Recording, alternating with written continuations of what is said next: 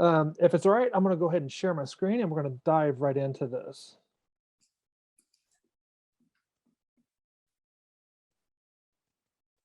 And give me 1 second, I'm going to move just a couple of things around on my screen.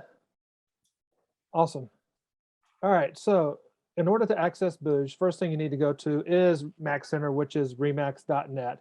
And what you're going to look for is that Booj tile.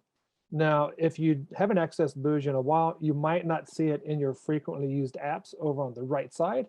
So if you don't see it in your frequently used apps, over on the left-hand side, click on Apps. Once you click on Apps, by default, it does display favorites. So if you don't have Booj set as a favorite, just go ahead and click on All, and it'll give you access to all the tiles that are available to you inside Mac Center. And again, you'll look for that Booj tile. One thing to point out, right below each one of the tiles, there is a ribbon. It is a blue color or a gray color. If it's in blue, that means you've selected it to be a favorite. So it'll actually show up in that little box on your home screen. So that's something I'd recommend, definitely if you're going to be accessing Booj all the time. If you'd like to follow along and you have dual monitors or split screens, please feel free to follow along. I'll try to be as descriptive as possible. So if you're just on one screen, I will be as detailed as possible so you can actually follow along inside your Booj account as well. Now, one of the things I'm going to enable here is a highlighter so you can see where my mouse is going on the screen.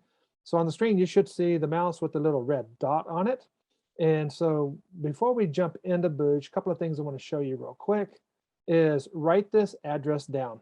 It is https://rem.ax/web images. And again, that is the https://rem.ax/web images. And what that links to is a folder in Dropbox that has images that you can download and use on your Booj website. So for example, we'll click the blue box. These are images for buyers and sellers guides. We'll go back one more. We'll click on another one that's circles. Okay, home valuation, buyer's guides, seller's guides, different images in the back, but they're all the same. So there's multiple folders and images that you can use or download inside here for your Booj website. So again, that was https://rem.ax/web images. A couple of websites I want to show you as well before we dive into the websites. Show you some agent websites and what they've done. So this agent has actually created a custom banner for her agent website. You can use Canva, or if you have somebody that can create images for you. I'm not a graphics person, so I'm either going to rely on somebody else creating it, or I'll try to use Canva itself. I don't know how to use Photoshop or Illustrator. I've used that in the past, but it's been so long since I've used it. One of the things we also want to look at is inside your websites, you have a content block that pulls all of your information over from Mac Center. And this is why it's important that you go inside Mac Center. And you know what, I'll jump over there and just show you real quick. Inside Mac Center, top right, you'll click on your photo and then click Update Profile. When you click Update Profile, all that information that you update inside there will show up on your websites. And this is key. Whatever's inside your Mac Center profile is the same information that displays on your agent website. It's also the same information on Remax.com. So when somebody's searching for an agent on Remax.com and they click on your photo or your profile information, it comes up, it's going to pull all that information from Mac Center. If your information is not updated there, guess what? It's going to be wrong on Remax.com, your office website, your agent website, and if you're on Teams, it'll also be wrong on your team websites.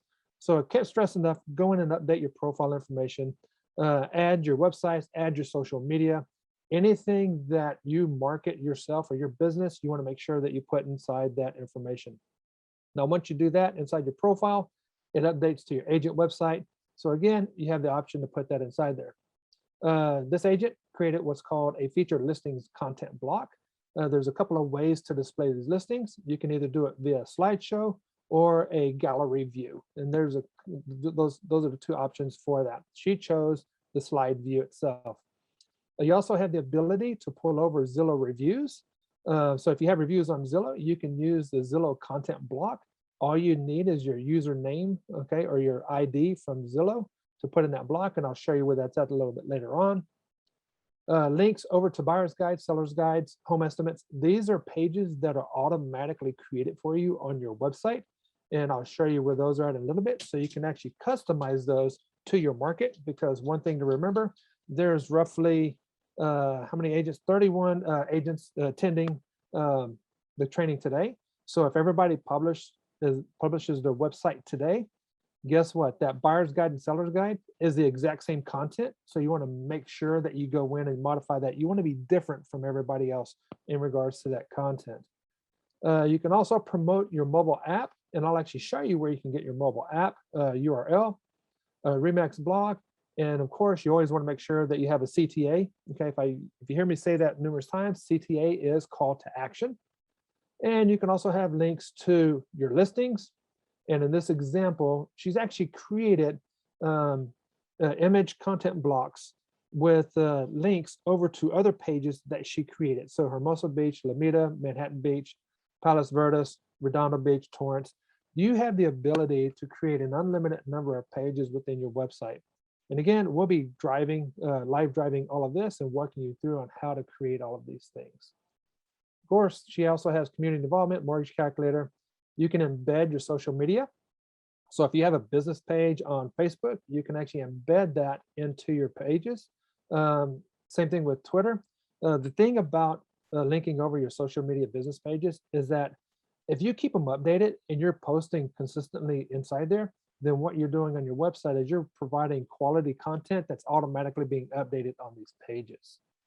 So this is one of the agents, and I can send Morgan the links to these websites as examples, and she can send those out to y'all if y'all want them. The next one is Sue Benson. Again, everybody has different flavors, okay? I like sweet tea. Some people like unsweet tea, right? So same thing with websites, same thing with graphical designs. Everybody has a different flavor, different style. Here's another agent, Sue Benson. She has just a regular image up at the top, but then she has a home seller's guide, home valuation guide, a buyer's guide at the top. She can search by pools and homes, search by map. Pinky knows Naples. Well, you'll notice why she says her name is Pinky, because her hair is actually pink. She's kind of dyed it, which is pretty cool. And guess what? It stands out. Also linking her reviews over, her profile is linking over. The call to action, again, we'll talk more about that later on. The last one is Mckenzie Cartier. Again, different flavor for everybody else. She's using square images for the seller's guide, home valuations, and buyer's guides, featured listings, content blocks. She's also created some pages that's geared towards cities. If you remember, one of the other agents' websites is geared towards more geographical areas. This one, she's doing cities as well. You have other blocks, definitely promoting the app itself. And she even created some information about herself. So Maggie loves snow. Maggie and I both love the snow. That's her dog there. So again, everybody has different flavors when it comes to building out websites.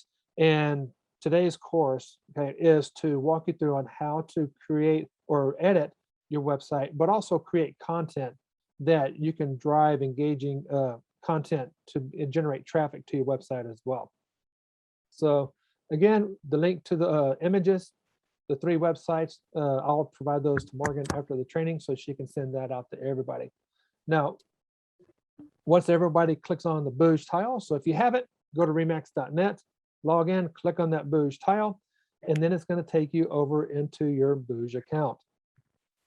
And I'll pause for a second in case anybody's wanting to follow along, give you a chance to go ahead and do that.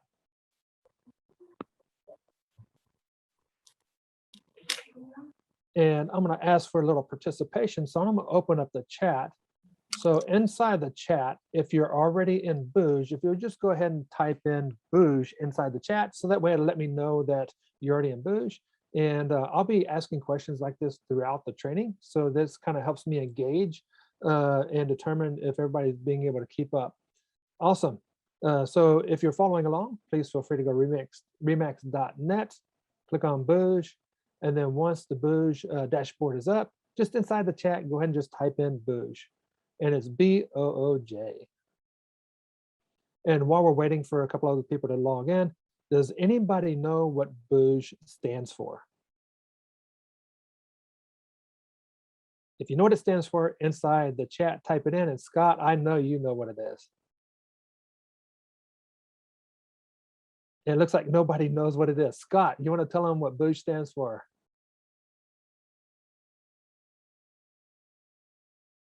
Be original or jealous. Pretty cool name. Awesome. All right, so everybody that's following along, you're already inside Booj. The first thing that we're going to click on up on the top menu is we're going to go to websites. So click on the menu bar websites and then click on dashboard. Now, when you get to the dashboard, the first thing you'll notice is that you're going to have two options here. You can either publish your website or you can unpublish your website. Basically, what that means is if you have the green button over on the right side and it says publish, it means your website is not viewable to the public. When you click publish, then you'll see a red unpublish, which means now your website is viewable to the public and the search engines can crawl your website and everything. So at any point in time, you can go in and click on publish or unpublish. If you're not ready to publish your website, that's okay. You can build it out, add content and everything else. Once you're ready, then you can click that publish button. To the left, when you click publish, you'll see the URL to your web page. Again, it's going to be your, typically it's your @remax.net email at the beginning of it. So my remax.com email address is timross@remax.com or timross@remax.net. So that URL for me would be timross.remax.com. So that's how you'll know what the URL will be for your website. One thing I do want to point out, we are going to talk about domains in a few minutes, but if you don't have a domain name, go out and buy a domain name. It's the best 20 bucks a year you'll ever spend because it's yours, you control it, and you can put that on your business cards, flyers, brochures, your email signature and everything else. Because if you look at the URL in this example, boojagent1.remax.com, that's not going to look professional on a sign writer, right? Okay, so, or people aren't going to remember where the dots go. I see the confusion happen all the time on there. Right below that URL is the default page that was set up by the system. So you can click on change homepage, that blue button over on the left, current homepage, click on change homepage, blue button, and we'll get a pop-up window here. And in that pop-up window, what we're looking for, and I'm going to scroll down, and there's 4 pages that we're looking for. And it's agent modern layout, agent search layout, an agent social layout, and then agent video layout. Make a note of this. Each one of these layouts has different content blocks associated to them. So in this example, we have agent social layout selected. If we save this and we edit the agent social layout content, and then later on we come back and we want to choose the agent modern layout and save it, what are we going to have to do? We're going to have to update the content blocks for that agent social layout. That content does not automatically pull over between these 4 different layouts. So that's one thing agents ask all the time. Does it cross populate over to these different designs? It does not. So I always tell everybody, if you're writing content out for your website, put it in the Word document, save it inside a Dropbox or something, so that way you'll always have it. You can go back, grab it, copy it, and then pull it over. We're going to leave it set to the first agent social layout. If you select a different one, it's fine. They all function the exact same way. They just have different looks inside them. You select your social layout, click save. In this example, I'm going to click the X just to close this out. Once you select your homepage layout, to the right, you can edit that page content information. So go ahead and click on the Edit Agent Social Layout. If you click the different style for your homepage, just click Edit Social Layout, Edit Video Layout, whatever one that you selected itself. Now, when you select it, it's going to bring you over to what we call the CMS Editor, the content management system where you can edit all the content on these pages. Over on your left-hand side are these content blocks. To the right, these content blocks represent what's over on the right side. And I think I just said right twice. On your left-hand side are your content blocks. On your right side, it relates to the content in the same order as those content blocks over on the left. So the header image is that header image at the top. Saved search block is the featured listings block that displays. Manual testimonials is a manual testimonial carousel. We'll talk more about adding testimonials here in a little bit. Call to actions, videos, and as we keep going down, social media, your bio, and again, of course, contact form. Contact forms, I highly recommend every page on your website should have a contact form. So whether you create a new page, always remember, add a contact form at the bottom. So I'll scroll back to the top. Over on your left-hand side, looking at these content blocks, to the right, you'll see that there's a little bullet button or a little bullet slide that is either going to be green or it's going to be red. Red means that it's in draft mode. Now, what will happen in draft mode to the right, you'll still see it on this page, but from the live view, that block will actually be hidden. So you have the ability to actually add content blocks to your pages that you can hide while you're updating it. And once it's ready, you can go from draft to green, meaning that now it's viewable to the public itself. To the right of each of the content blocks, you have a pencil that you can edit the information that's inside here. And then of course, you can also delete any of these content blocks. One of the cool things about the page also, and I think this is one of the easiest ones to show you here, is we're going to take the reviews and move them up to above the featured listings. So how do we do that? It's pretty simple. You just go over to the left, grab that content block, drop it, and then after you drop it, over on the right side, it automatically changes those positions based upon the order of the content blocks that you drag and drop. So it's very easy to edit these pages. You can't break it. All you can do is go in and add content, delete content, change the order of the content on these pages itself. Now, instead of going through each one of these content blocks, what we're going to do in a little while, we're actually going to build out some pages and give you some better ideas of what you need to do to your website. So that's how you are able to go in and edit your home page. Up on the top right, let's go ahead and click exit. When you click exit, anytime you're in a page, it always takes you over to the pages page. But we're going to go back to the website up on the menu bar and then go back to the dashboard. The one last thing we want to talk about is the mobile branding app on your dashboard. When you publish your website, over on your left-hand side, you're going to see this link that's going to be your agentname.remax.com/mobile-apps. Now you can copy this URL, you can paste this on your social media sites, you can put it in your email signature, you can do pretty much anything you want to do with this link, because you want to push you want to push consumers to download your branded mobile app. Why do you want to do that? Because when they download your branded mobile app, anything they do on that mobile app that's branded to you, that stays with you. So if they create an account, it stays with you. If they save properties, share properties, hide properties, request more information, all that information is sent to you because that is your branded mobile app. Now, one of the things I do want to point out, agentname.remax.com/mobile-apps, it's a long URL. If you're not familiar with the URL shortener inside Mac Center, you can go inside Mac Center and actually create a shortened URL. And what I did, I created one that just says rem.ax/TR mobile. Now, why did I say TR mobile? Tim Ross mobile. It's branded to me, right? It's short, it's sweet, it's simple. People know that it's linking to a mobile app. So I can put that in my email signature. I can post it on my social media. If I'm in a business page, I can post it inside that business page, download my branded mobile app, click here to access. You can actually set that as a pin to the top of your newsfeed. So anytime somebody goes to your Facebook business page, that's one of the first things that they'll see on your page is to download that branded mobile app.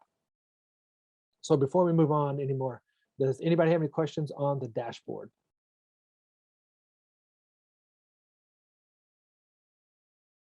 All right, we'll go ahead and move on. Let's go ahead and click on website on the top menu. And then Hey, Tim. Yes. Real quick, I think Terry, she said yes to questions. Terry, go ahead and unmute yourself if you'd like, and you can ask him the question. Oh, great. Thank you. Just wondering if I can integrate my HomeBot tool onto my website. Okay, just real quick. Inside the chat, how many of y'all are using HomeBot? You can just say yes inside the chat or whatever. If you're using HomeBot, Morgan, remind me because I don't want to forget. Yes, you can actually integrate HomeBot with the Booj websites, because if they fill some information out and they click on it, it can be based upon a zip code, and there's a specific URL that you want to use inside HomeBot. And Morgan, if you'll just remind me to send you that URL, because that URL is, I'm going to say it's unique, so that way it would work on any zip code that they're looking at. So it doesn't matter if they're looking at Houston, Texas, or San Diego, or San Francisco, or Portland, whatever it is, it'll actually link to that specific zip code. Great, thank you. You're welcome. And then Tim had a quick question sorry, Hugo, for you, Tim. When client downloads, do they automatically get assigned to you? So they have to download that branded mobile app link that I just showed you on this page. If they just go to the App Store or the Google Play Store and they download the mobile app, the only way that they can be branded to you is they have to actually enter the agent that they're working with. So basically, they have to select the preferred buyer's agent that they're working with. With the branded mobile app, using that URL, it automatically brands to you, so they don't have to put in the preferred buyer's agent. It's your branded mobile app. It's like your own individual app that you're using. Hope that answered your question. I think that was Hugo that asked that one. All right, so we're going to go ahead and jump back into this. So under websites, we're going to skip pages, we're going to skip navigation, and we're going to skip templates. Let's click on reviews. Now, there's a couple of ways to add. There's actually more than a couple of ways. There's one way you can manually add reviews inside here. It's pretty simple. Go to websites, click on testimonials, and when you click on testimonials or reviews, to the right side, all you're going to do is click on add. You'll enter the author's name, the person that gave you the review. You'll paste in what they said about you, and the star rating, you'll select the star rating that they gave you. So my suggestion is they gave you 4, 3, 2, or 1 stars, you always give yourself 5 stars, right? I'm kidding. If they gave you 4 stars, just be cognizant of being honest in regards to your reviews. If they gave you 4 stars, it's okay. Take 4 stars, you know, it happens. You can always hide the reviews. Any reviews that you add inside here to the right, you can always edit, or you can delete them as well. There is no limit to the number of reviews that you can manually add inside here. We'll go back to the top, click on websites, and then click on domain manager. I highly recommend any agents, or every agent should have a domain name. It should be marketing to you. It should be branded to you. I got into a bad habit of buying a lot of domain names. And so I probably have about 40 or 50 domain names. And every now and then I go back inside GoDaddy. I'm like, I have an idea. Let's register a domain name, right? You need to have a domain name that fits your business. It could be your agent name. It could be, you know, a geographical area. What you don't want to have is a domain name that is specific to a geographical area, because then if somebody sees that domain name, they think that it only covers that area, right? So I actually live in Katy, which is 20 minutes from downtown Houston, right? I live in Texas. So if I put katyhomesforsale.com, when people see the domain name, they're just going to think it's only homes for selling Katy, right? So you want to make sure you have a generic enough domain name that covers a broader area, so it not just covers Katy, but covers the surrounding cities as well. Now, if you have a domain name, it's pretty simple. Up on your top right side, you'll click add domain. You'll enter your domain name. And remember, you're just entering in your domain name, .com, .net, .info, .org, whatever that domain extension is. You'll click continue. Once it's added, over on your left-hand side in this kind of bluish box, You will have to do some stuff manually. It walks you through, or it tells you what you have to update and change here. I'm not going to go into details on this because this can be a whole other class that we spend time on. If you go to RU, which is Remax University, and just type in domain, you'll get a drop down in that auto suggest. There is a video that's about 4 minutes or so that walks you through on how to add your domain name to your Booj website. But then they walk through and show you an example of, say, GoDaddy, of how to update these A records and the C name record. Okay. And if you have issues too, you can always reach out to product support. At the end, I'll provide the product. Well, I'll go and do it right now. You can email product support. It's simple, productsupport@remax.com. Or you can also email them at, call them at 888-398-7171. Again, that's 888-398-7171. You can email product support@remax.net, or I'm sorry, remax.com. You can also chat with them if you want to online inside Mac Center. If you look at the product support tile, if you click on that, the next window that opens up, bottom right side, you can actually just chat with them online without having to call or send an email. So again, the domain name, go to Remax University, do a search for domain, and you can actually watch that video. It's about 4 minutes, walks you through the exact same thing what we did here, but it goes a little bit step further of walking you through on how to update those records inside GoDaddy.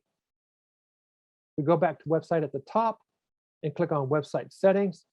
This is one of those things that you're going to pretty much set it and then forget about it because you're not going to make any additional changes inside here. Review settings.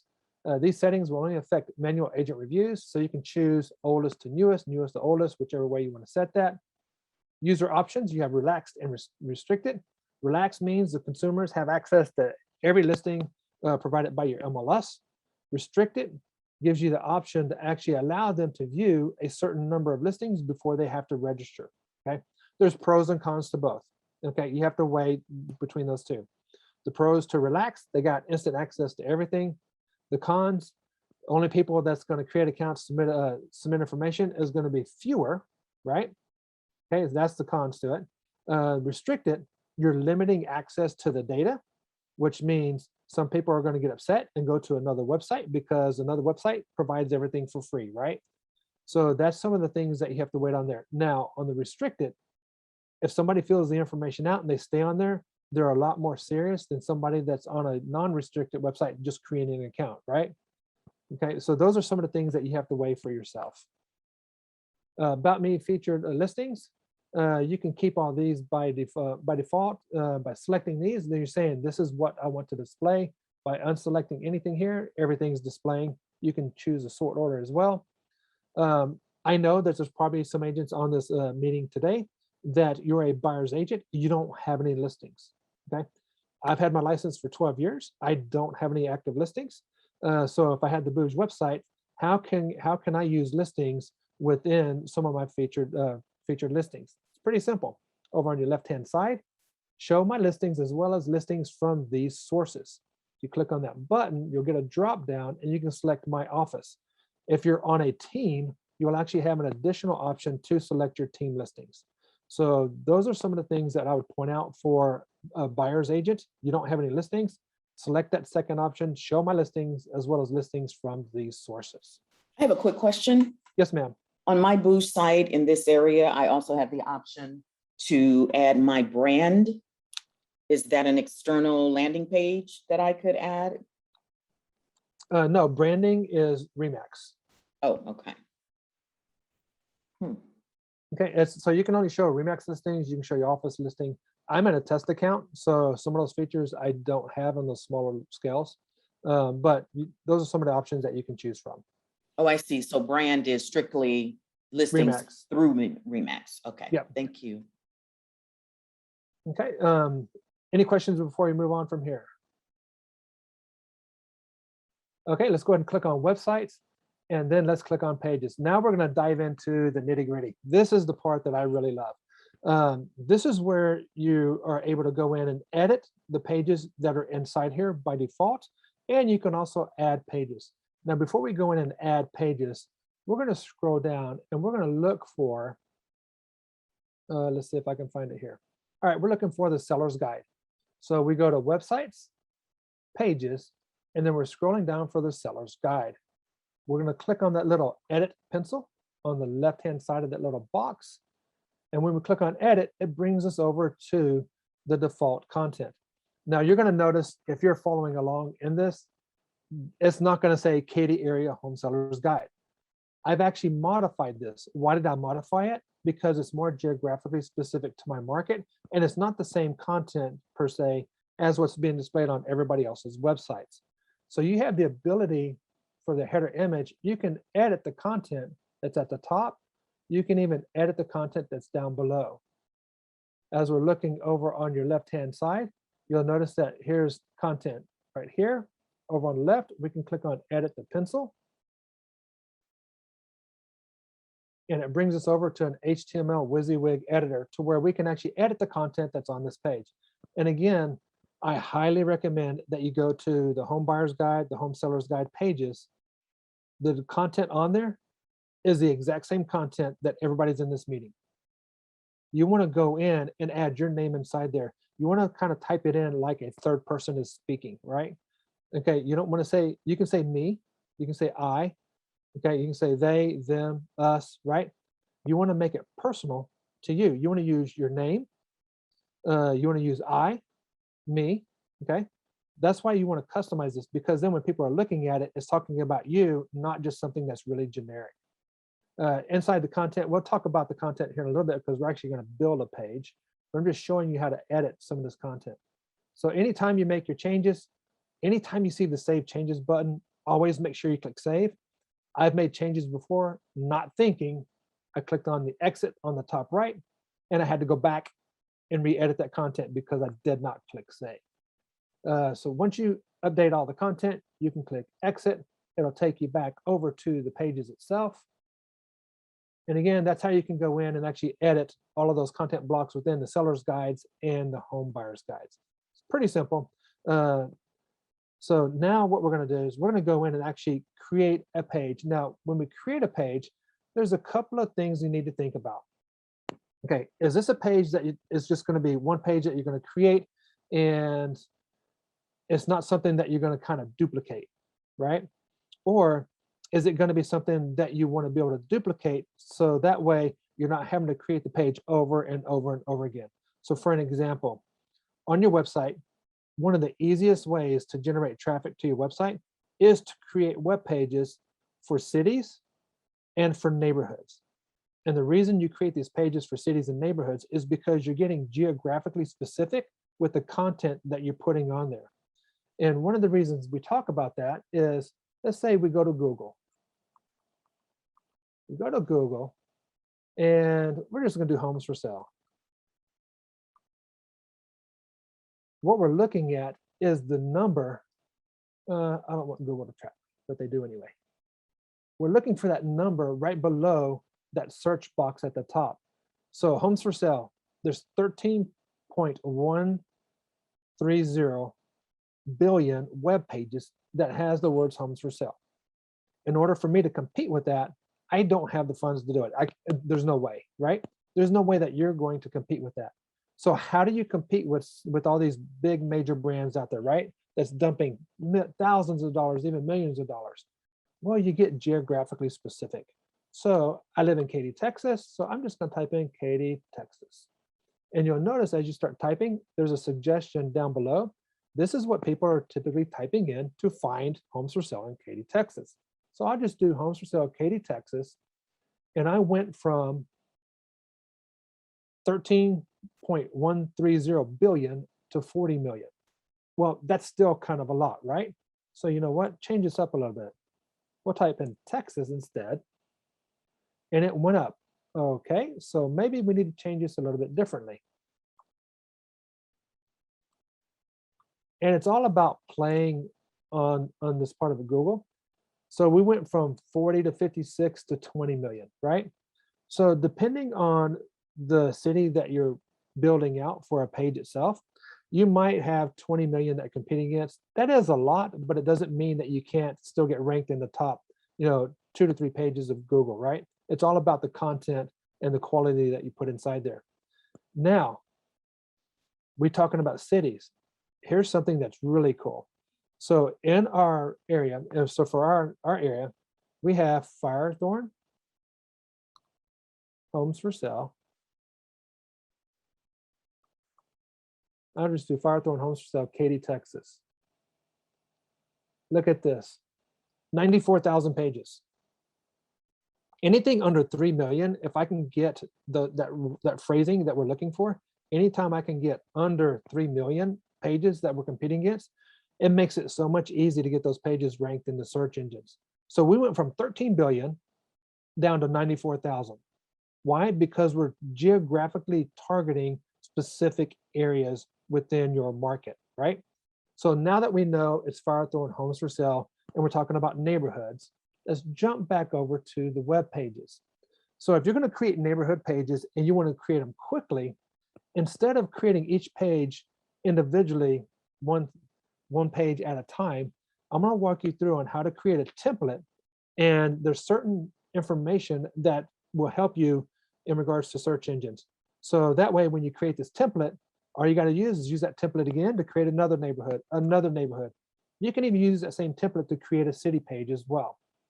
So over on the top right side under pages, we're going to click on add pages. We're going to create a new page. When you create a new page, the name of this, we're going to call this one a city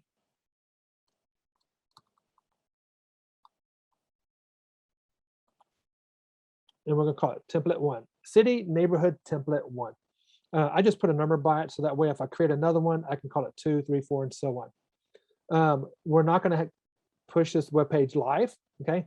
But we're going to use this as a template so we can copy what we're doing on this page. So all we have to do is modify some of the content every time we create a page. So once you create the page, everything is set here. We're going to click save. And when you click save, the first thing that you have to do is you have to add an image to this page, which is the header image or hero image.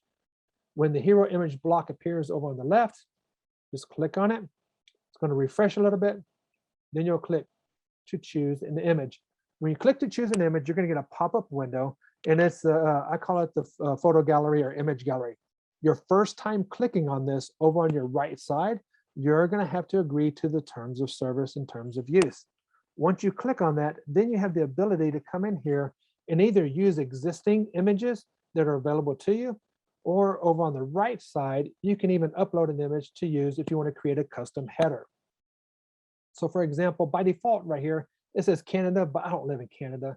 So I'm going to click on name. Come on, give me the option here. And page is still loading. My internet's running a little slow. If I click on the name, I can type in home. And by clicking on home and doing a search, I can pull up images that are based upon homes, and it could be images that have homes within the backgrounds. And my internet's still not loaded because I see these two images and see what happened. I'm going to wait because I'm going to close this if I can, or refresh it. And did I lose? I don't think I lost connection because nobody looks like they've frozen on me. All right, we'll choose an image. See if we can get this to load quickly.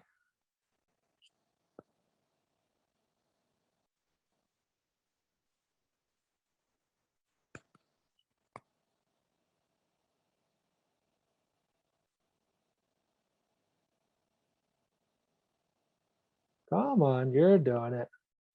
So in the meantime, what we're going to do here is we're going to select one of these images. I'm just waiting for this load so we can move on to the next step up here. We're going to be adding some additional content blocks inside this web page. One of the content blocks, of course, is content. Content is king when it comes to search engines. So the more content you have on a web page, the easier it is to get that page ranked. The second thing we're going to also add is a video, because videos drive engagement on pages. The third thing we're going to add is we're going to add a content block for your social media, so you can embed your Facebook business page and Twitter if you have a Twitter account for your business as well. And then the fourth thing we're going to add as well is saved search, because the saved search provides listings for that specific page that you're creating for a neighborhood or whatever it is for. See if I can get this to load.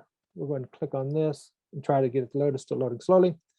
So in order to create all these contents, we have to get past this page. And for some reason, it's just loading slowly for me.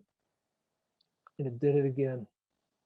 Let's wait for a second here. If it doesn't do it, I already have a page that's created inside here. We'll jump over to that and I'll show you what that looks like. So creating the web page, first thing you're going to do is you got to create a selected header image. Once you select the header image, then it'll add that content block. And this is locking up on me. And it could be because I'm in a test account. You used to use an agent's account until the agent was like, hey, I didn't create this, right? So we try not to use an active agent's account, so we use the test accounts. We'll just go ahead and refresh on me, please. There it goes. And we're going to just go back. All right, now I just hit the back button just to get past this part of it. So your hero image over on the right is going to be the header image. It's going to be at the top. To add the additional blocks is pretty simple. Over on your left side at the bottom, you'll click Add Content Block. Now under the content blocks, the first one, of course, is text, right? Consumers love content and so do search engines. So if you click on text, it's going to bring up the HTML WYSIWYG. Now, I'm just going to cheat for a second here. I am going to see if I can find, you know what, I'll just go to Beezer. You know what, I'm going to have them pay for a click just by clicking on the link. What I'm looking for is, and of course, it's doing it to me on here. You know what, let me jump over to here. It might be because I'm, there it is. My incognito might be just running crazy. You know what, that's not Firethorn either. Oh, how funny. Firethorn Katie. And again, like I said, I'm kind of cheating here because I am looking for just some content so I can copy and paste over. And to show you a couple of things that search engines also look for as well in here. All right, this is good. Here you go. I recommend that you don't do this. Search engines do not like content that's copied over from someone else. You always want to make sure that you're creating your own content. All right, now, adding the content, a couple of things you want to keep in mind. You want to make sure you have 3 paragraphs, minimum of 300 to 500 words. And it needs to be specific about the page that you're creating. So if this is Firethorn, of course, we want to make sure that we're creating Firethorn. The phrase that we're looking at earlier was Katy, Texas, homes for sale and Firethorn, right? So you want to make sure that phrase is in each paragraph at least one time. Now the phrase doesn't have to be exact. It could be homes for sale in Firethorn, Firethorn homes for sale. It just needs, those words need to be in each one of these paragraphs. A couple of other things that you also want to look at too that search engines look for is what's called headers, okay? So headers could be Firethorn homes for sale. And I'm just going to show you what that looks like here and what search engines look for. And I'll create one more here. And we'll call this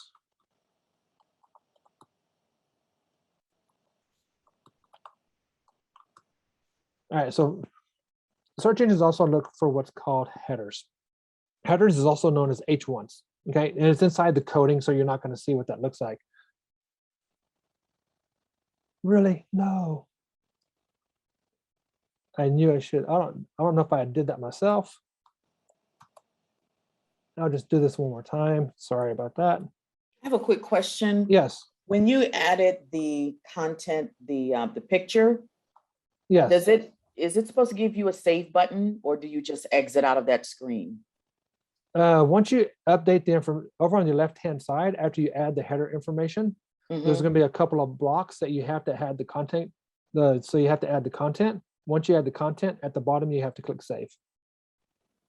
But the picture that you added is still there somewhere. Yes. Okay. So when you select the photo and you click insert, okay, the photo should display at the top on the right side of your view. Correct. On your left side, you're going to see that little block where it says hero image, or it's going to have the image of the photo. Below that, you're going to have, I think it's called title and description. You want to make sure you enter your title and your description fields and click save. Okay, so that never happened. I'm thinking my system is just slow. Thank you. You're welcome. And then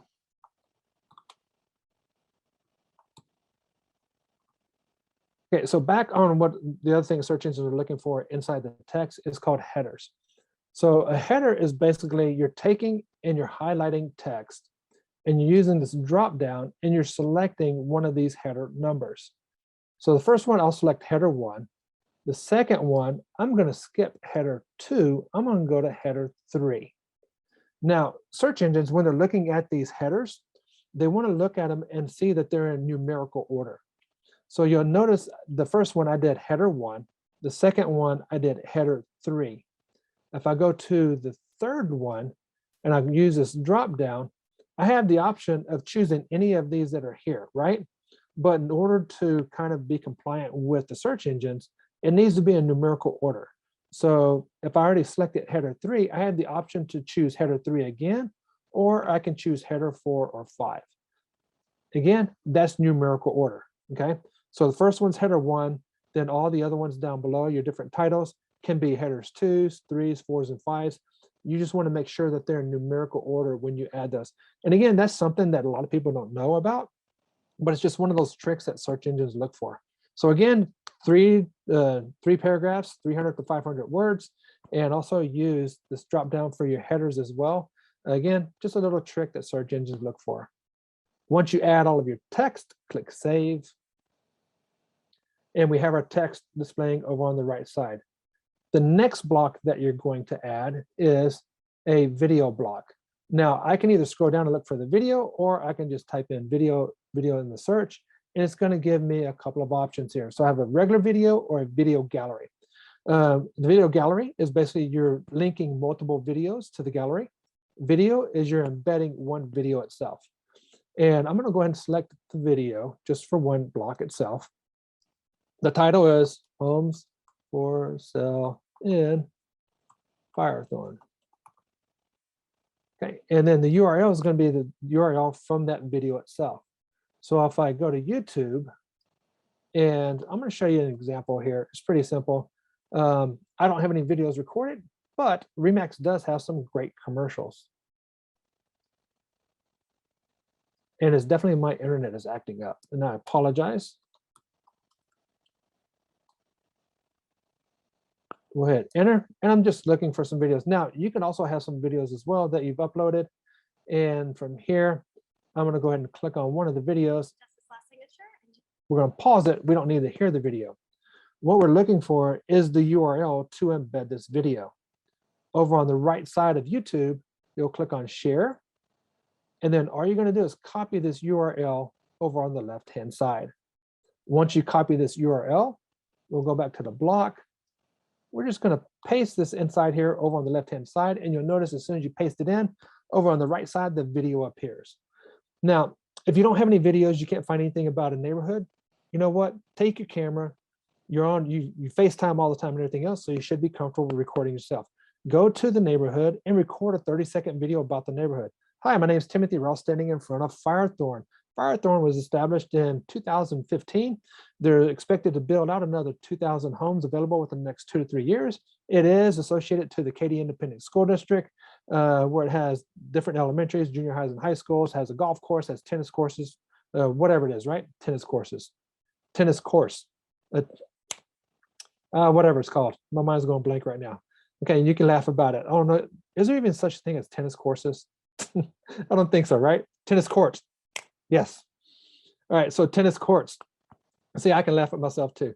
All right, so so be descriptive of what the neighborhood provides, because why? When people are coming to the page, they want information about that neighborhood.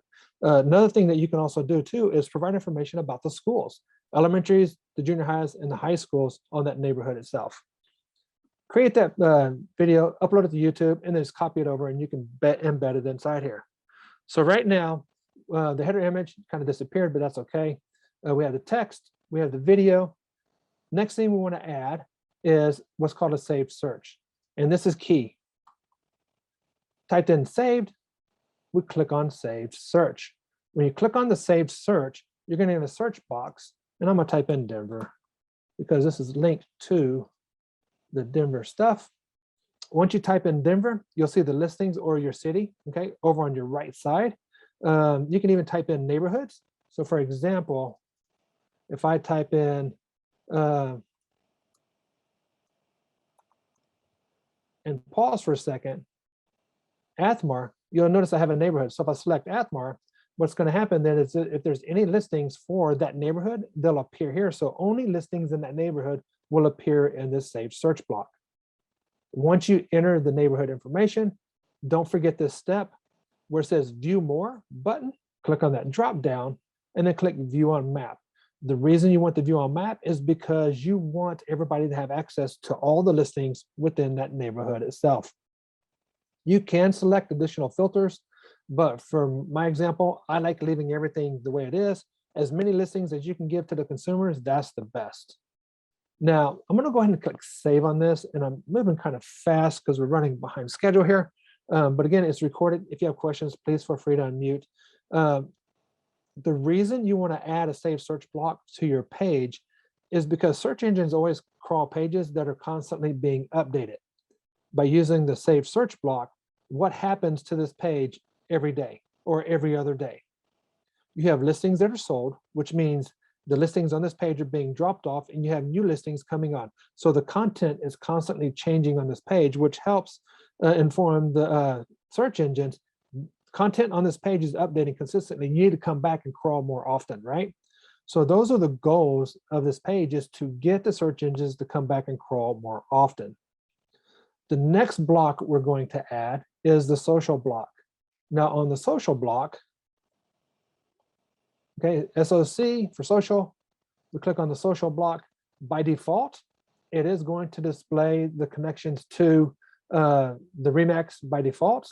One thing I can tell you, inside your profile, inside Mac Center, if you update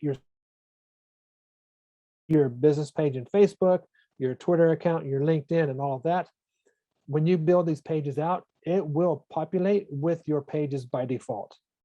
If those are not updated in your profile, it's going to default to Remax. So for example, right now it says Remax, but you know what? I'm going to use mine. So if I'm going to use mine,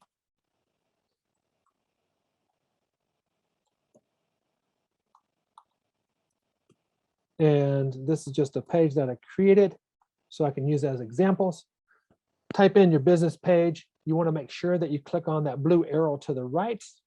We click on it, it'll update, and then it'll populate with your Facebook content, and you can scroll through and actually see all the stuff that's being posted on your page.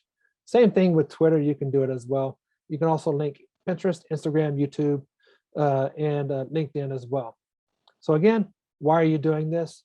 Well, when you save this content to the page, your Facebook business page, if you're continuously updating it, you're providing relevant content to the consumers that come to this page. Even though it might not be about that neighborhood, it's still about what's going on in the market itself.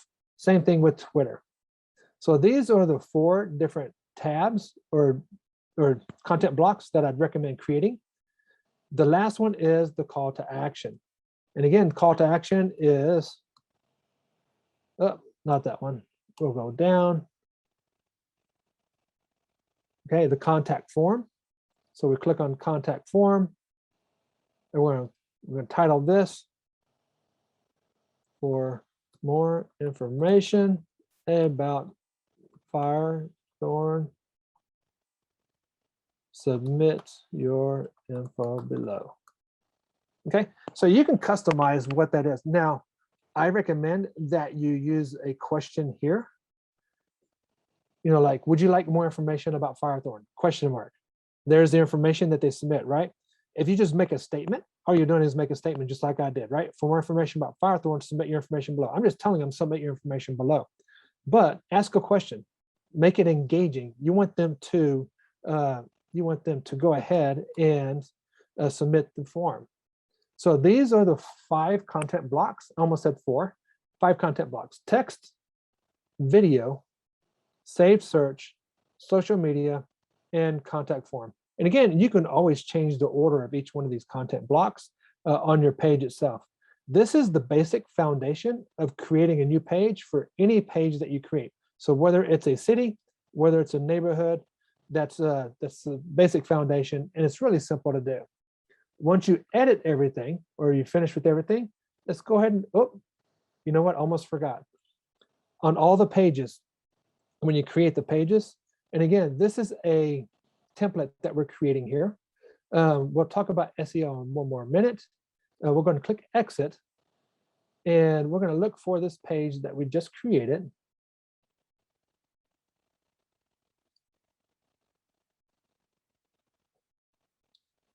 And let's see if I can find it. Here it is, the city neighborhood template. Okay, now I can do one of two things. I can manually go in and add pages over and over again, right? But which means I have to manually add each one of these content blocks repeatedly. A step that you can do is when you create a template like we just did, you can click on the ellipsis and we're going to clone as a template. When we click clone as a template, it's automatically going to add it under the websites, templates. So on the menu bar, websites, templates. And then from the templates, here is the template that we just created. So now moving forward, if I want to create a city or a neighborhood page, all I have to do is go back to websites, go to pages. To the right, we can add a page, create from a template. So now when I create from a template, I can use the same template, select the template, create the name. So we're talking about Firethorn.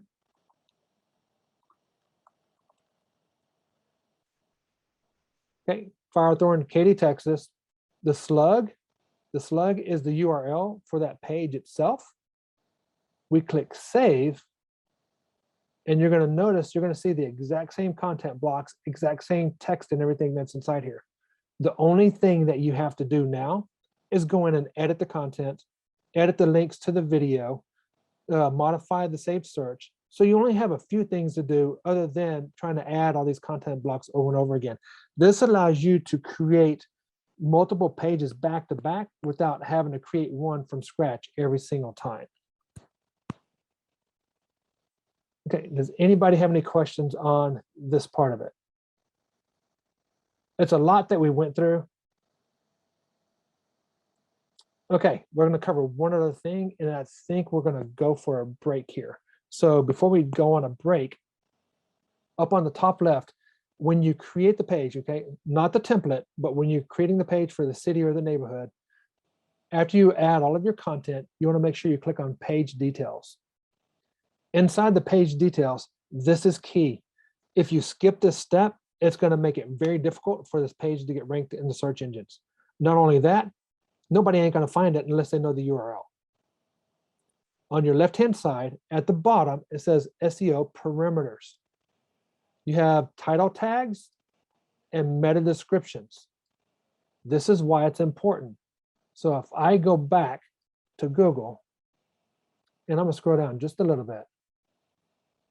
Inside Google, these blue links in the search results is the SEO title tag for the web page. Okay, these are hidden from the public. They're only viewable in the search results. This is your title, and then the content down below is the description. So put yourself in a consumer's shoes when you go to Google and you do a search. What are you reading that convinces you to click on that link to go to that web page? Is it the title or is it the description?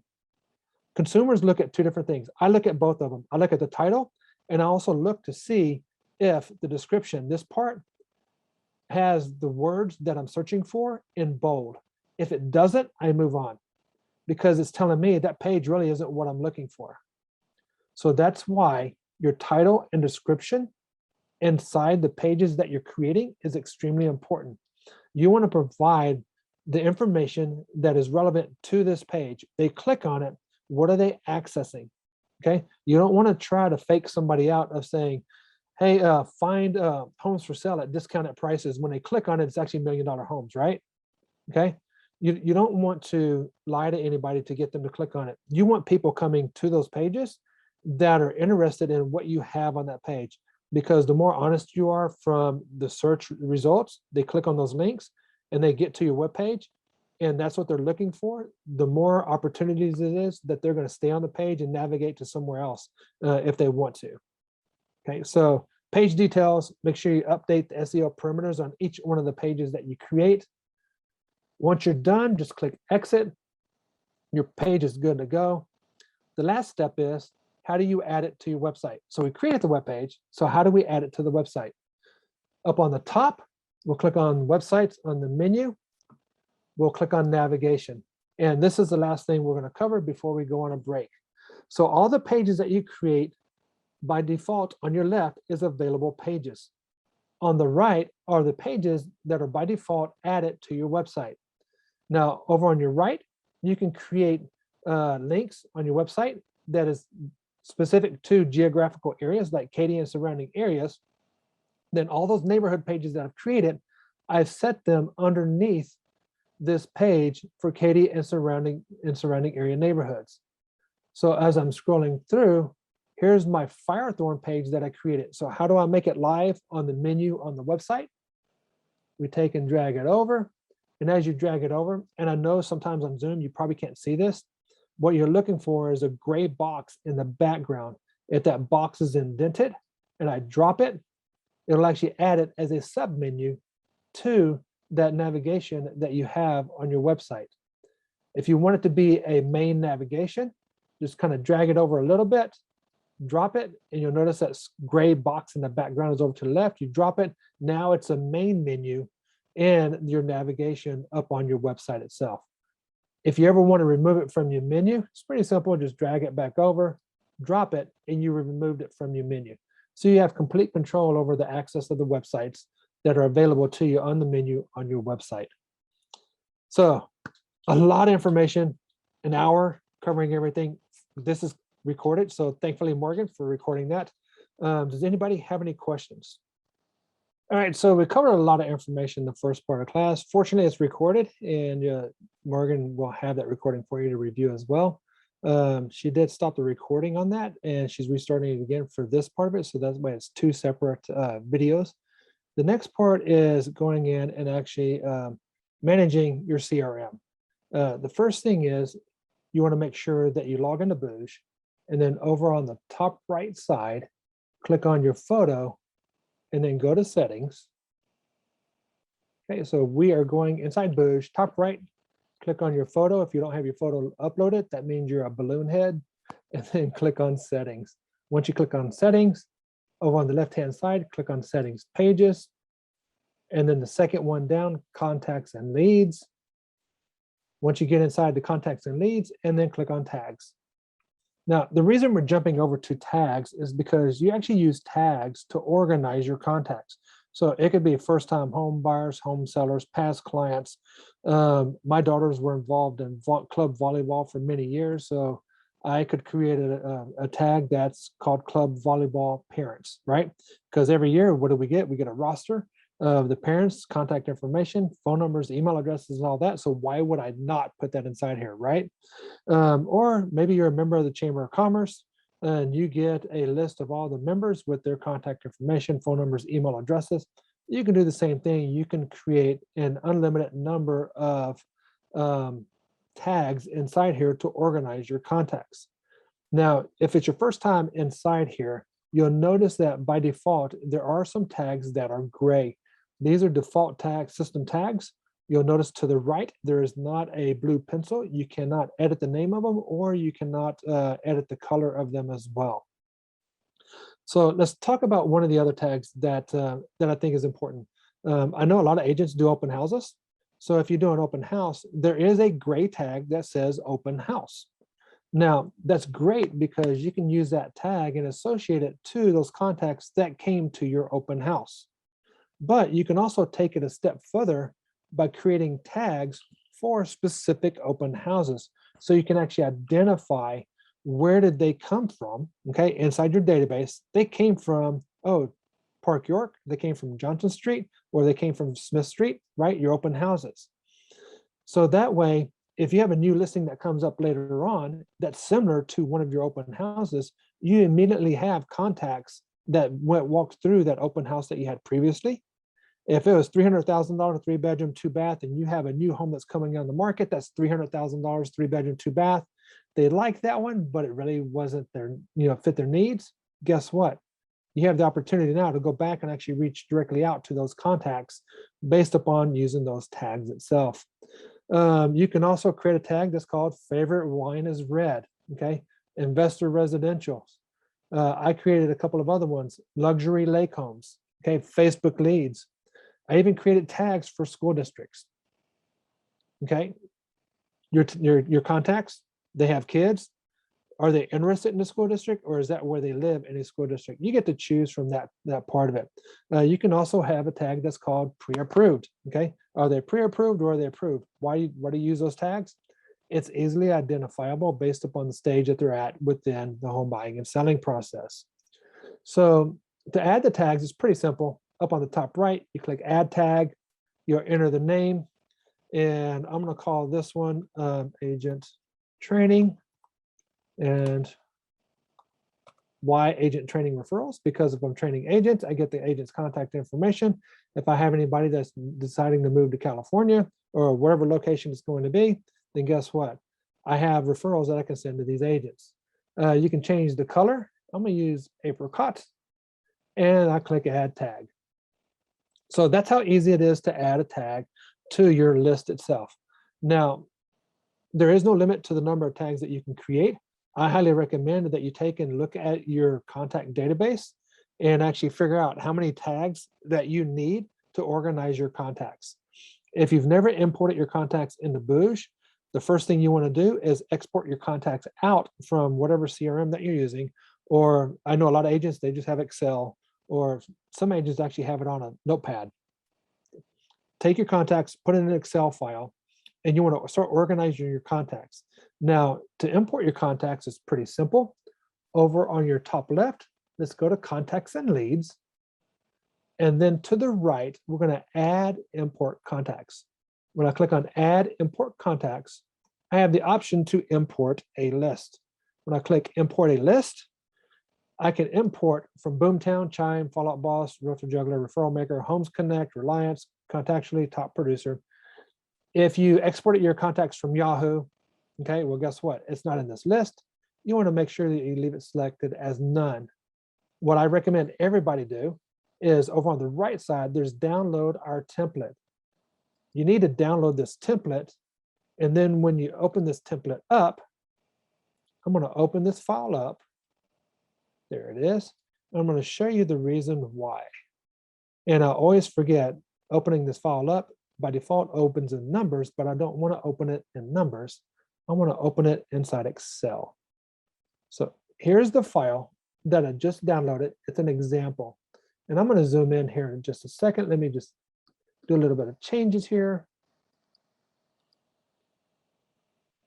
We'll bold this first line just so we know this is the header names or column names. So typical contact list, right? First name, last name, email addresses, phone numbers, physical locations, any notes or anything that you have. But here's the key. You have these fields for tags. So when you create your tags and you start organizing your contacts, you're going to look at your contacts. You can add multiple tags to a contact. You don't have to add a tag to any contact. You'll notice here, the first one, okay, first one right here only has 2 different tags. And we'll color that one just so y'all can see the difference here. We'll do orange. There it goes. The second one has no tags. The third one has 3 tags. And we'll color that one differently just so you can see it a little bit clearer here. And then of course, the fourth one, it only has 1 tag. So by looking at this list, your contacts can have 1 tag, 2 tags, 3 tags. It can have multiple tags. So let's say, you know what, we're going to add a couple of more inside here because what we're looking for is the contact that has the most tags. So if you have a contact that has 5 tags, okay, we'll call this tag 4. TAG 5. And he has an investment. He's pre-approved. He's looking at luxury. He's looking for condos and townhomes. All right. So luxury, investment, pre-approved, condos, townhomes. Now, in this file, the reason we created these is because whoever has the most number of tags, you're going to have those tag fields inside here. Okay. It doesn't mean everybody's going to have 5 tags. You'll have some that don't have any tags. You might have some that have 1 tag. So it really is going to come down to you on organizing your contacts. Once you enter all of your tags for your contacts inside your file, then what you're going to do is you're going to jump over to Booj. You're going to browse and select your file. So we're going to go ahead and browse. And I know it's in my downloads because I just downloaded it. We'll select the file. We'll choose open. And then we'll click next. When you click next, it's going to pull in all the files, the fields and everything that you have inside your file. And it's going to try to match everything up. Over on the right side has the data that's coming from your file. On the left, if it has column names, it'll say the displayed names. If you have multiple tag fields, tag 1, tag 2, tag 3, you can actually create, click this drop down and select it as a tag. So you'll notice approval status says approved. They're using it as a tag. And once you select out of that, any fields that doesn't have any data, you can actually click on the checkbox and it won't even try to import that data inside here. Everything looks good. To the right, you can click import and it'll go into a queue and then it'll import your contacts into the Booj CRM. Now, once you import your contacts, let's go back to contacts and leads. Your contacts will actually be imported inside the Booj CRM. Once they're imported inside here, one of the cool things is that you can actually create what I call saved views based upon search results, right? So you can organize your saved views by using the tags. So we'll click Manage Filters. We scroll down and we're going to select tags. And once we select tags, we come back to the top, we see the tag field with the drop down available, and we can do luxury lake homes. When we click luxury lake homes, by default, it's only going to show those contacts with that 1 tag. If I select any other tags, any contacts that match those 2 will be displayed in this results. And what the cool thing about this is, by using the manage filters and this little tag search function, over on the right, I can click save and load view.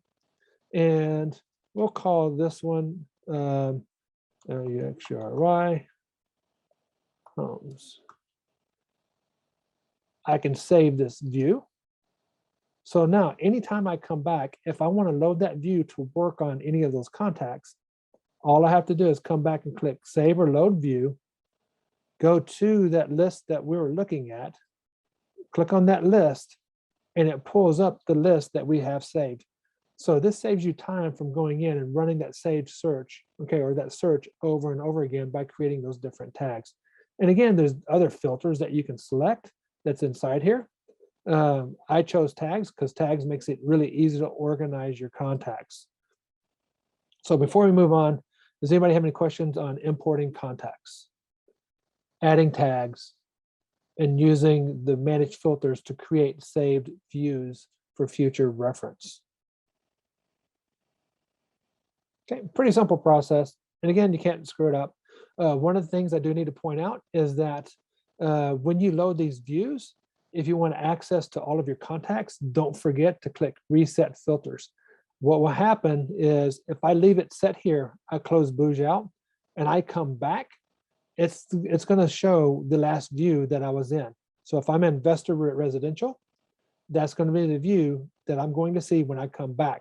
So if you want to see all of your contacts, just click reset filters. It'll reset the filters. And there's the 400 search results, okay, of the contacts that are inside my database.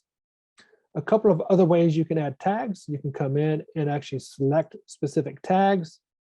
And as you start selecting them, you'll notice that you can export, you can delete the tags, You can apply task plans. If you want to know more about task plans inside Remax University, just type task plans, and there's quite a few videos that you can watch through there. But from here, I can do a bulk tag to add. So I can click on any of the tags that are available here. But in this example, I'm going to say class tag sample. Okay, now I'm typing this in. And as I'm typing this in, there's no search results that's auto-suggesting to use anything. However, to the right of that blue, it says, please enter to add this as a new tag. Okay, if I hit enter, it hasn't added the tag yet. Okay, all it's done is added the tag in the window. If you want to add more tags or create additional tags, you can do that. You can go in and just keep selecting different tags to add to those contacts that you selected. The tag that you created manually, once you click add tag, it is now creating that tag and it's adding it to those contacts that you just added it to. Inside your contact list, anytime there's more than 3 tags, if you just mouse over the 3+ tags, it'll show you the tags that are added to it.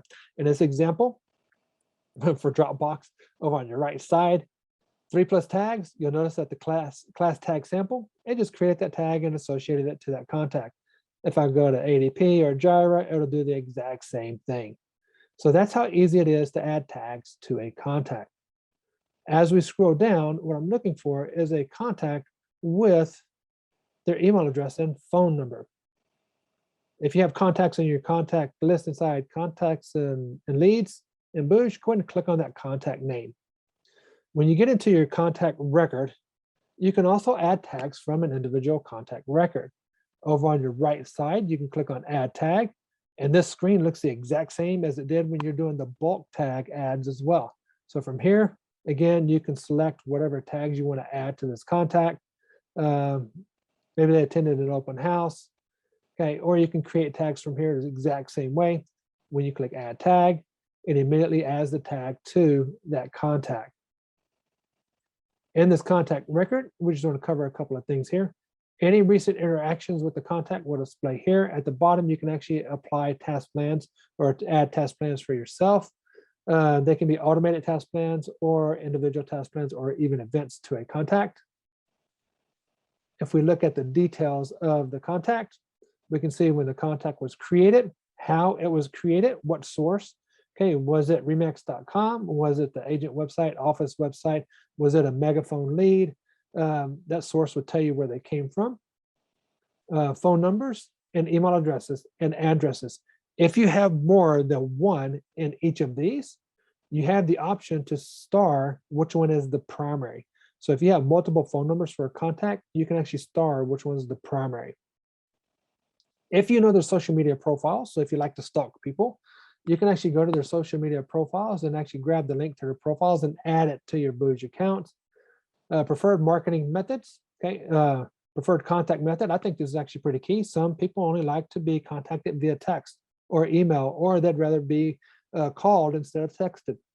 Preferred contact times.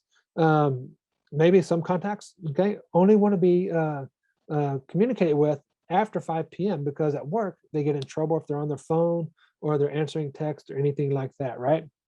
Of course, preferred marketing method, is it by email or by regular mail itself, or have they opted out? You can also add important dates like birthdays, anniversaries, closing dates, and all of that inside there. You can even create custom fields. If you want to dive in and play around with it, what I did is I created 5 custom fields here. Favorite wine, number of family members, their closing date, what school districts they're either interested in or they're living in, and then the buyer type. Buyer type, can be different ones like a single family, investor, or flipper, right? So with custom fields, you can create up to 12 unique custom fields. One thing to remember about the custom fields is that it's only 12. So anything that you create, you want to make sure that it's generic enough that it can cover all of your contacts or as many contacts as possible. Status is pretty simple. Are they hot? Are they cold? What's going on? Were they referred to you or did you refer them to somebody else? And then of course, connections. Connections is more of a business connection. Now to create the connection, that other contact has to be inside your contact list. Over on your left-hand side, your inbox. So one thing cool about Booj is that you can actually send emails to your contacts through the Booj CRM. You can also send text through the CRM. If you'd like to know more about texting through Booj, just go to Remax University and type in texting or text, and you'll get a drop down with the auto suggest of how to set up the texting inside Booj.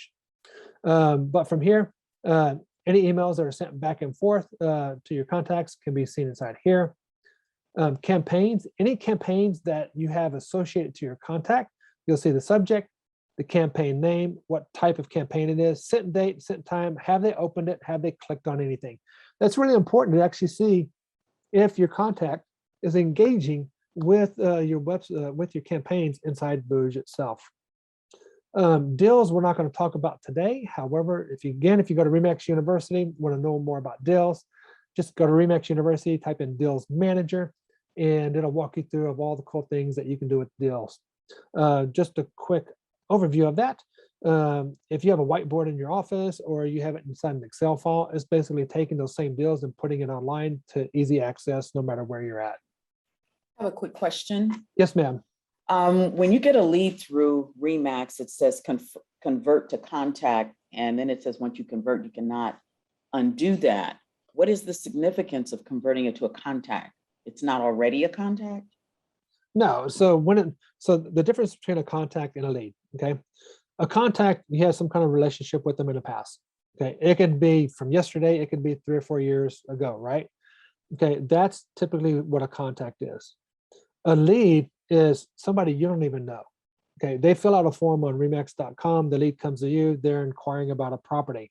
That's a lead. Once you establish a relationship with them, if you want to convert them to a contact, you can do so. I see. Thank you. Okay, you're welcome.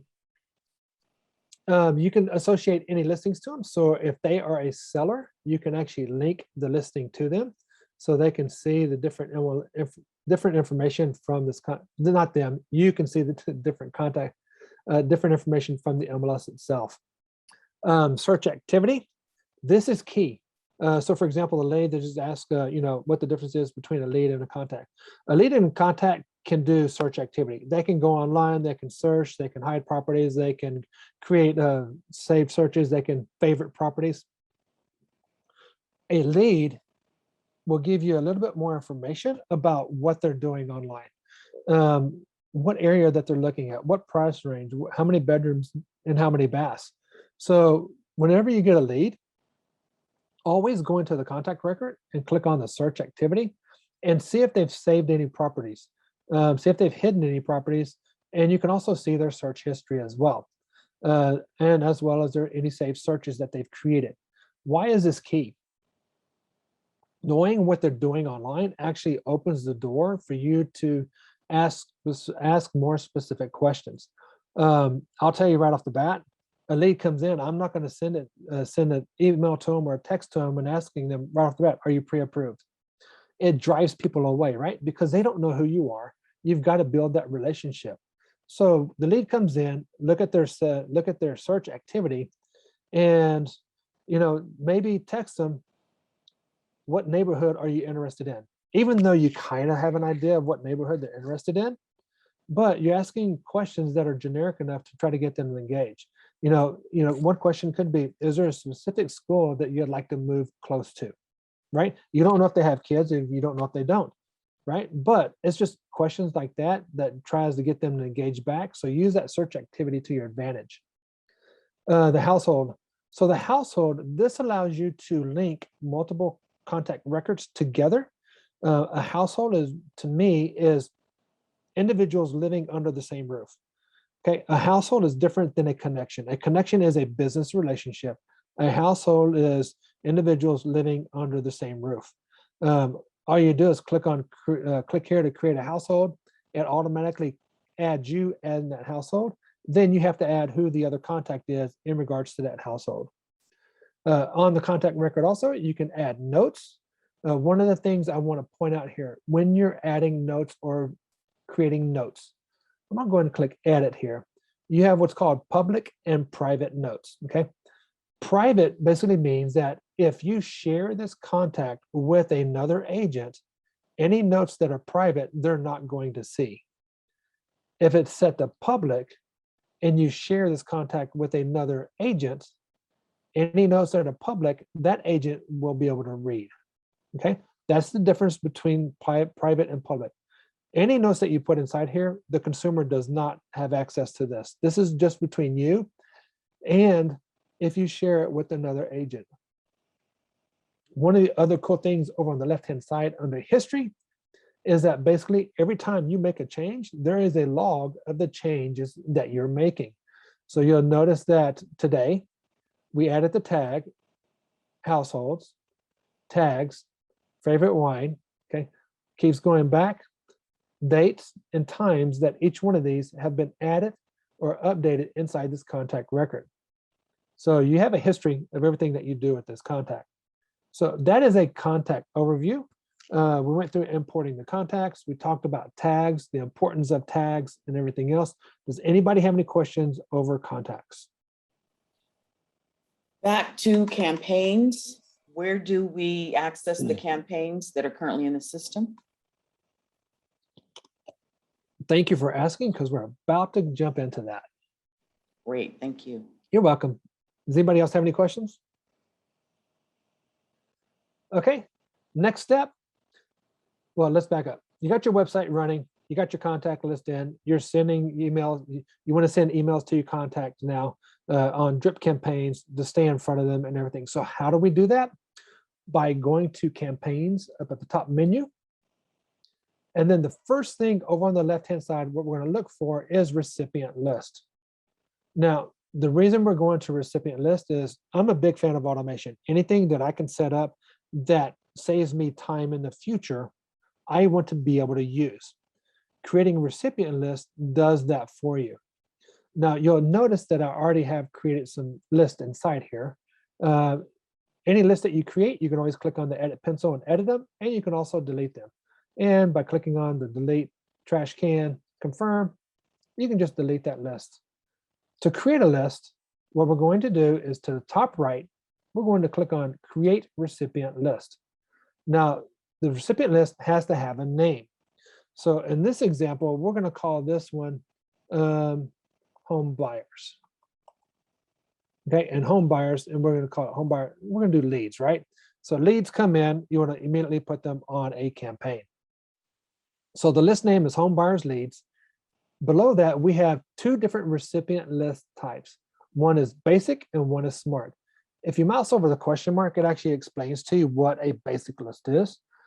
A basic list basically means you have to manually add a contact to the list in order for them to start receiving emails, okay? And that's if you have this list associated to a campaign. To the right is a smart list.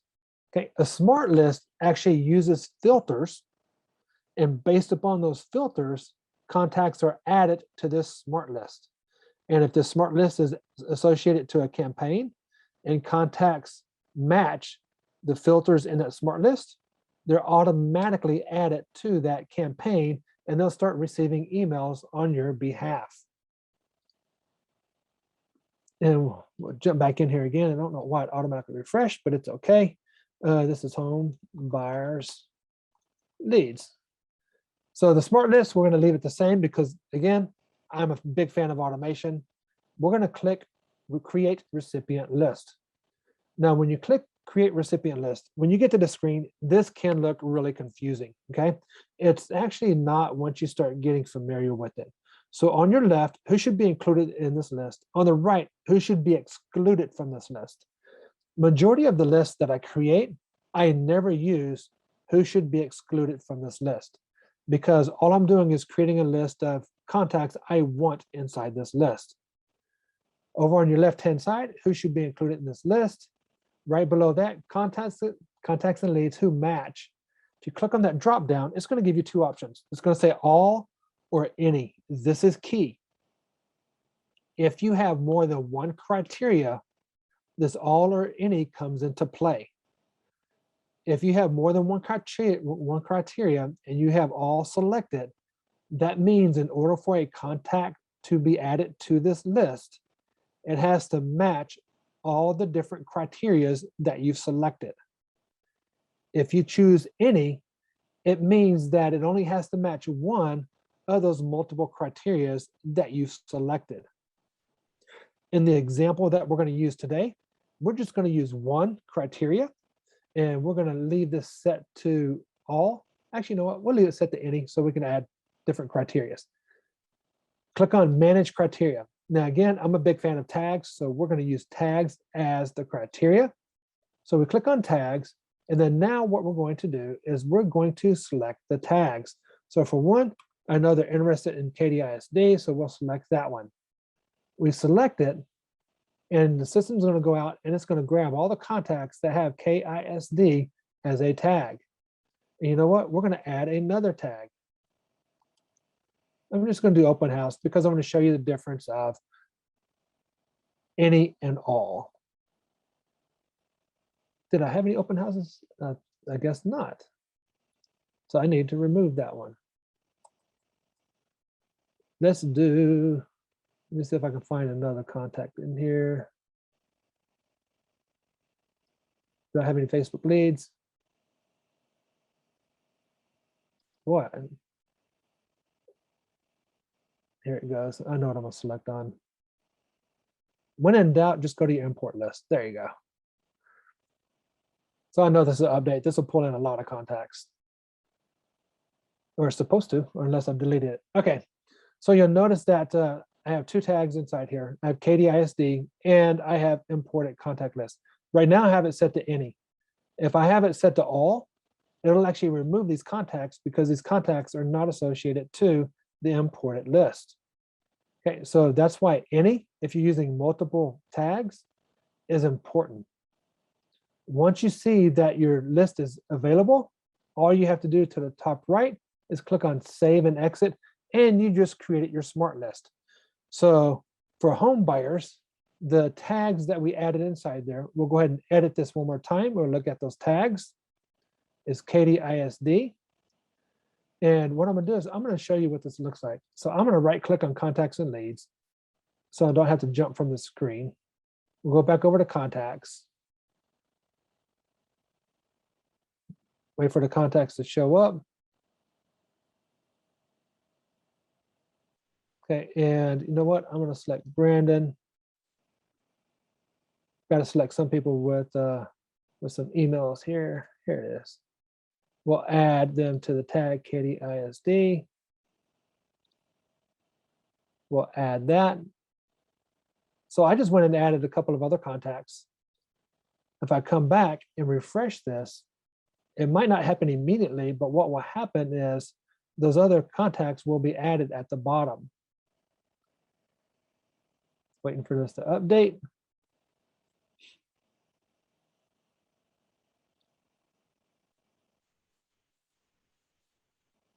Remove that import because I think that might be messing stuff up since I don't have contacts imported for that.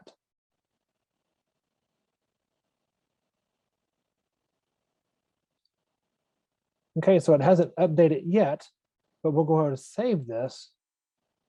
What'll happen is it'll take a little bit and this will update and pull those contacts over. It does have to go through a process. It's not instant. So it does have to go through some queries to run that and update. So once you create your recipient list, this is actually pretty good. You can create multiple recipient lists. It doesn't mean you have to use them, but you can create them and have them ready for campaigns when you're ready for that. So the next step is going into campaigns. Now I'm going to flip screens over because I need to jump over to a different contact. Close some of these tabs out because we don't need them anymore. And I need to stop this.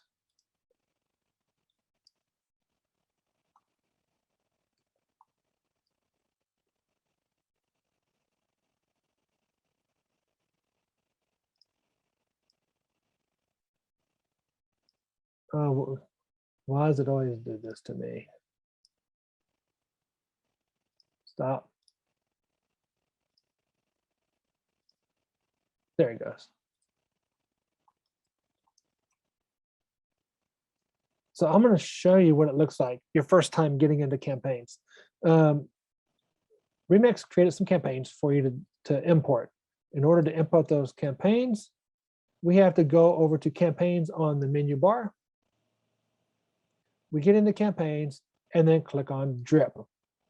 Your first time inside here, if you've never been before, when you click on drip, you have the ability to import 6 different campaigns.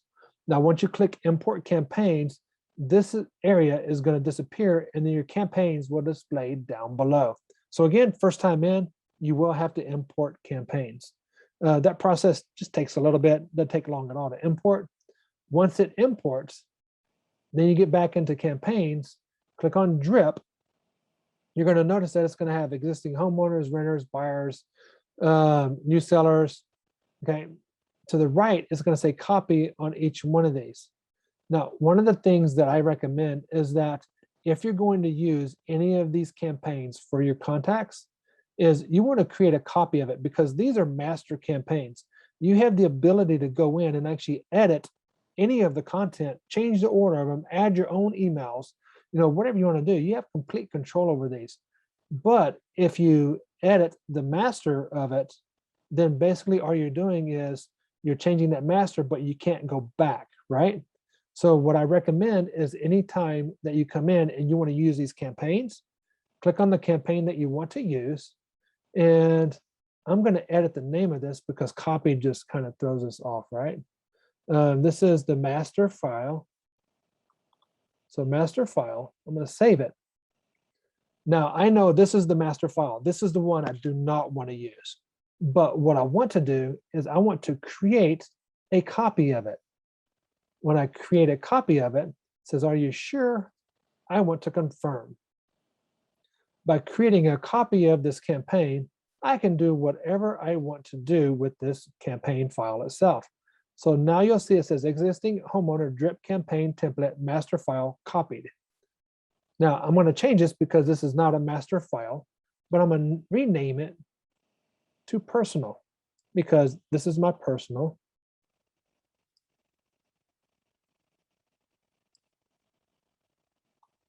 I wish I could talk and type at the same time because if I do, right now, I actually start typing what I'm talking about. All right, so you create the copy of the master file, okay, and call it a master file, whatever name you want to do, just know that that's a master record, right?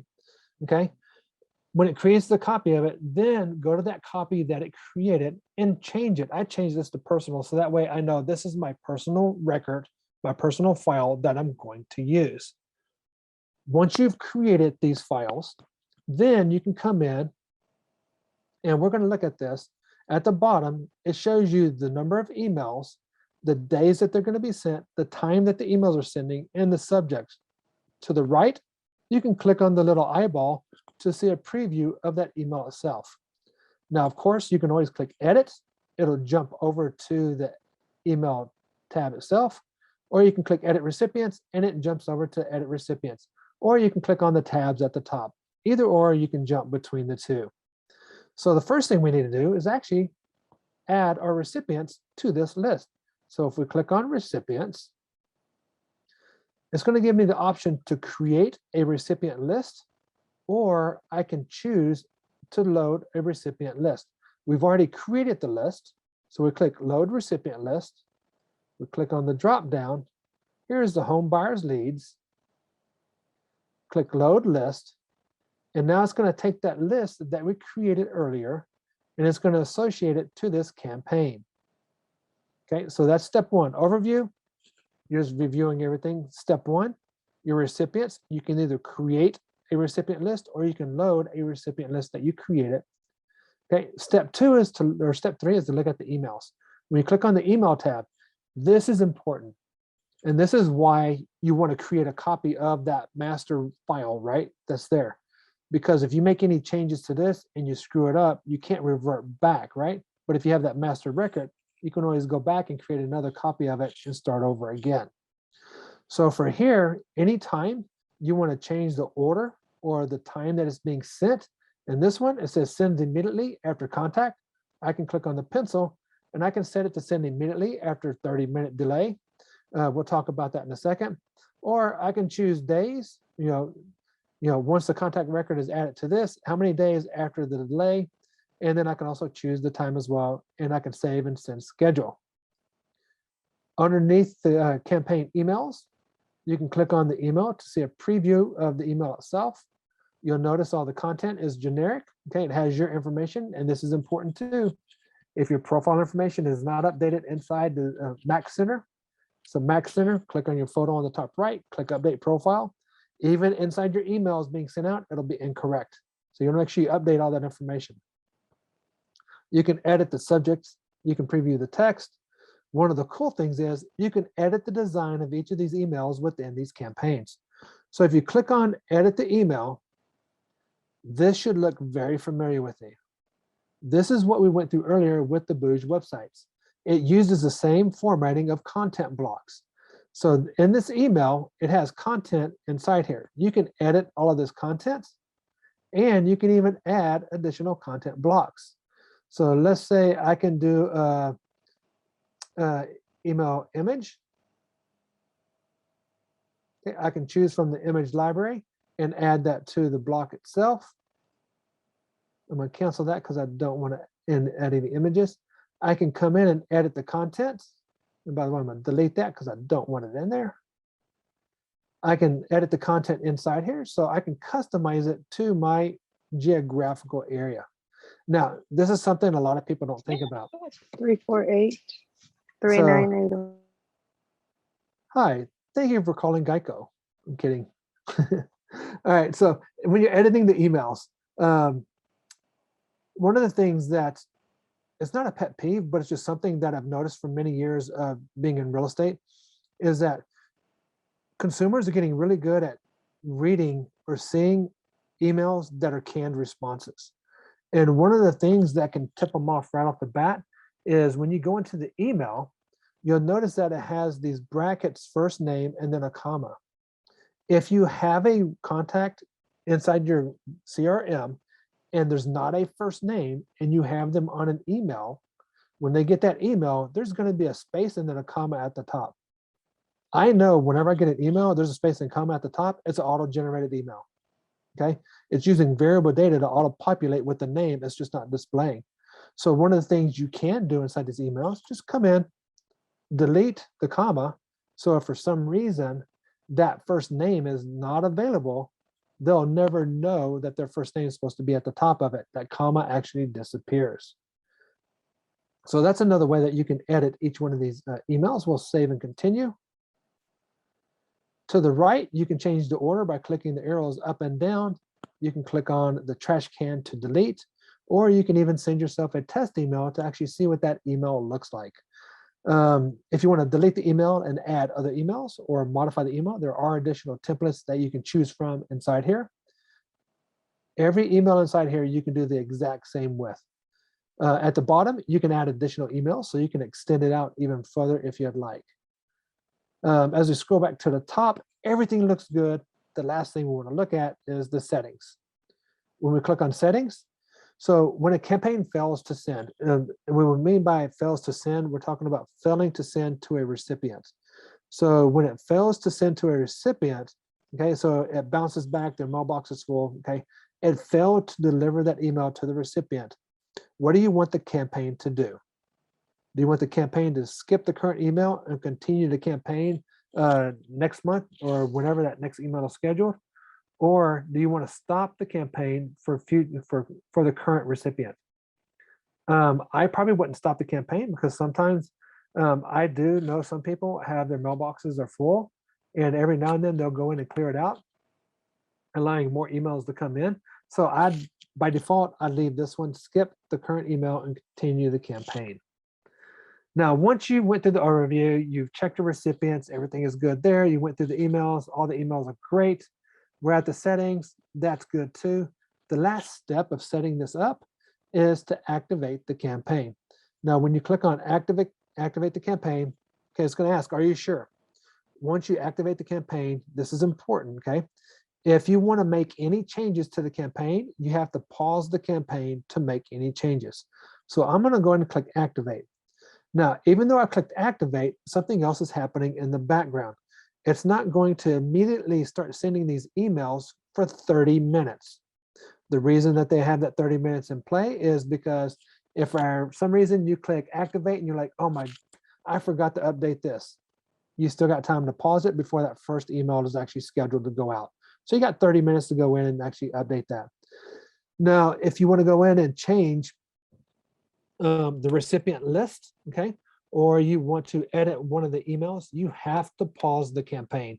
And pausing the campaign is pretty simple. Just click on pause. The cool thing is that once it starts running, it's going to show you the number of emails that are sent, opens, clicks, and also unsubscribes. And then it'll even break it down based upon the number of emails sent per email, opens, clicks, unsubscribes. And you also have the recipient list and the emails down below based upon this campaign that you just created. Now, the contact that's inside this list, if you go over to the contact record, once the campaign starts sending, you'll notice that they have been assigned to this campaign, and you'll see the records of the emails being sent once all those start happening and processing out. Okay, that was a lot. Anybody have any questions on campaigns? We have a question in the chat. It says the templates are in the website or we need to create it. So the templates are within the, here, let me show you. So if you go to campaigns, all the templates, if you go to content templates, they're all inside here. There's a whole slew of them that's inside here. So when you're, there's 170 templates. Now these 170 templates are from the drip campaigns and the newsletters. Okay, so back in the drip campaigns, if I go to this personal, okay, it's active right now. If I click pause, I'm going to pause this. If I go back to emails, if I click load template, it's bringing me over to all the templates from that template library, like 170 templates to choose from. See? So that's where all these templates come from. And again, we say they're templates, but they're still inside some of the other campaigns, but you can use them as a template to customize for any of these campaigns. Anybody else?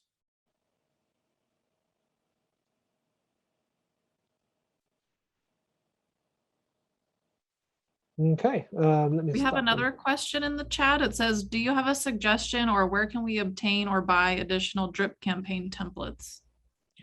I honestly do not know off the top of my head of where you can obtain or buy additional drip campaigns.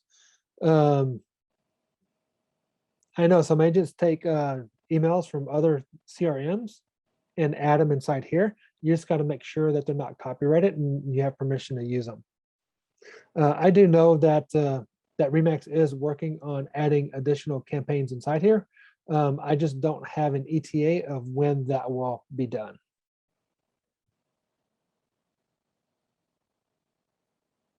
Thank you, Justin and Hugo, for those questions. Anybody else? Okay, well, everybody, thank you for spending 2 hours with me. We actually ended right on time. It is recorded.